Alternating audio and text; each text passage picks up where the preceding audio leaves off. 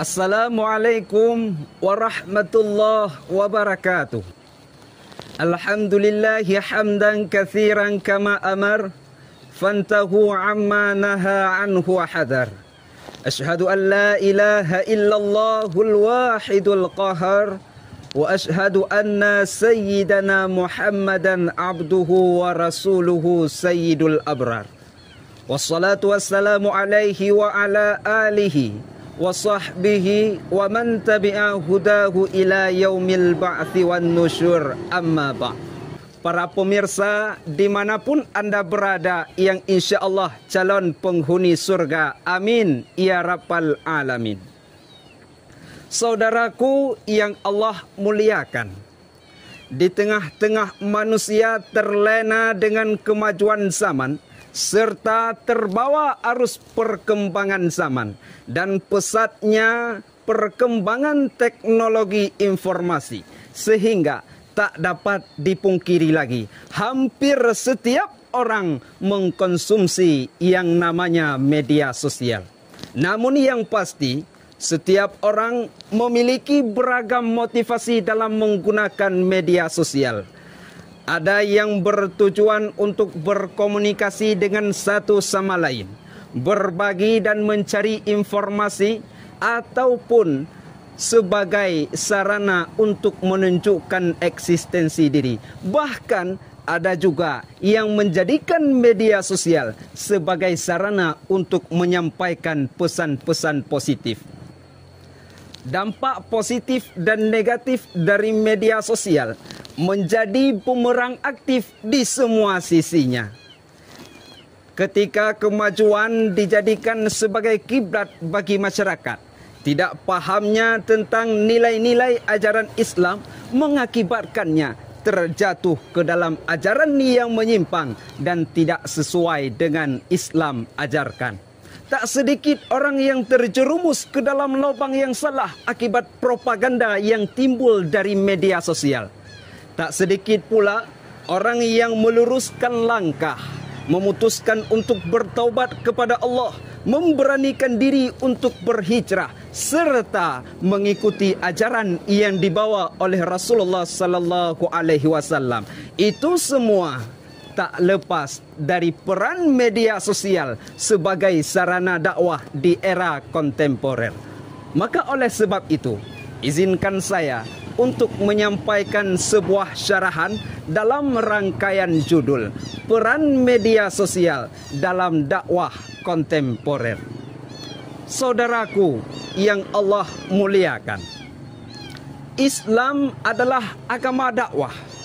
Pada dasarnya, setiap muslim apapun profesinya, dia adalah da'i. Seorang ulama berdakwah melalui jalan perjuangannya. Seorang penguasa berdakwah dengan kekuasaannya. Seorang dosen, guru berdakwah dengan ilmunya. Sejatinya seorang muslim tetap akan berdakwah dimanapun, kapanpun, dan dalam kondisi apapun. Karena Allah telah memerintahkan kita untuk menyeru kepada kebaikan. Sesuai dengan firman-Nya yang diabadikan dalam surah Ali Imran ayat 104 yang bunyinya, Bismillahirrahmanirrahim. Wal takum minkum ummatun yad'una ilal khair. Dan hendak adalah di antara kalian segolongan umat yang menyeru kepada kebaikan. Wa ya'muruna bil ma'rufi wa yanhauna 'anil munkar, dan memerintahkan kepada yang ma'ruf serta mencegah dari yang mungkar. Wa ulaika humul muflihun, dan mereka itulah orang-orang yang beruntung. Dari ayat tersebut, sebahagian ulama menafsirkan bahwa berdakwah hukumnya fardu kifayah ataupun kewajiban kolektif. Dan sebahagian ulama yang lain mengatakan bahwa berdakwah hukumnya fardu'in ataupun kewajiban individu. Saudaraku yang Allah muliakan, dakwah sering diidentikan dengan berbicara di atas mimbar, dengan menghadap orang banyak dan menyampaikan pesan kebaikan. Namun seiring perkembangan teknologi informasi dan komunikasi, membuka peluang baru untuk pengembangan dan proses penyebaran dakwah. Disinilah panggung dakwah para da'i di era kontemporer untuk menunjukkan perannya dan tetap eksis berdakwah tanpa takut ketinggalan zaman. Media sosial merupakan bagian dari inovasi penyampaian pesan dakwah. Keberadaannya memberikan suasana baru untuk menyampaikan pesan yang lebih efektif dan fleksibel. Tentunya mengikuti perkembangan zaman.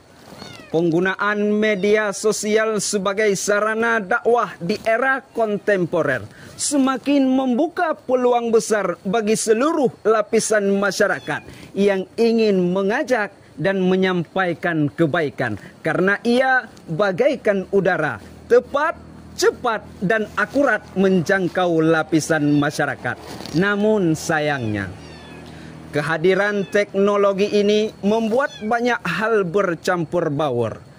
Adanya kerancuan dalam menafsirkan sebuah dalil, batas halal dan haram yang kadangkala dipermainkan, serta adanya penyebaran pengetahuan yang mengatasnamakan dalil keislaman yang membuat masyarakat awam tertipu. Tentunya ini sudah menjadi perhatian bagi kita semua. Saudaraku yang Allah muliakan, wahai para generasi Islam, kita harus sadar dunia nyata mulai perlahan-lahan ditinggalkan, kemudian beralih ke dunia maya. Neraka umat memang bukan urusan kita, surga pun belum tentu menjadi milik kita. Namun mengajak orang kepada jalan yang diridai oleh Allah, mengajak umat untuk berada di jalan yang benar merupakan kewajiban kita. Strategi dakwah ke depannya semakin berat, maka kita harus terus memutar otak dan lebih kreatif serta inovatif untuk menarik umat kepada jalan yang benar. Jalan dakwah bukan rentang yang pendek dan bebas hambatan. Justru jalan dakwah sebenarnya penuh dengan kesulitan. Namun dakwah tidak boleh padam. Apapun tantangan dan rintangan yang menghadang, dakwah harus terus berjalan.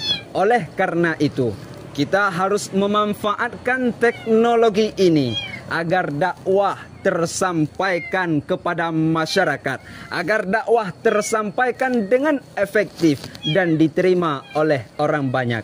Saudaraku yang Allah muliakan, lalu bagaimana tanggapan para ulama tentang berdakwah di media sosial?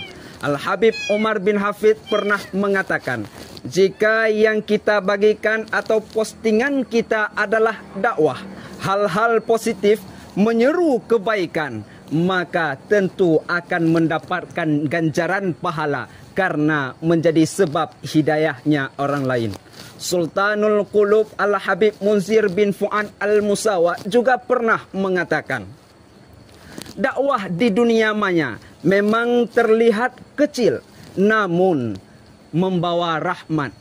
Kata-kata yang dipancarkan ke udara membawa kemuliaan. Semoga dengan istiqamahnya kita berdakwah di era kontemporer ini, Allah memberikan ridanya kepada kita semua. Amin ya rabbal alamin. Hanya sekian dari saya.